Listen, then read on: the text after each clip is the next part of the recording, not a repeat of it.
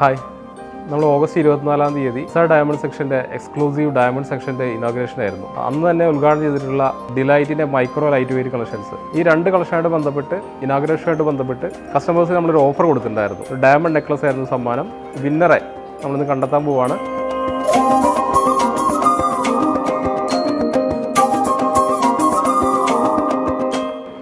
മുഹമ്മദ് അലി എന്നുള്ള കസ്റ്റമർക്കാണ് diamond necklace സമ്മാനം കിട്ടിയിട്ടുള്ളത്. കൺഗ്രാറ്റ്സ്.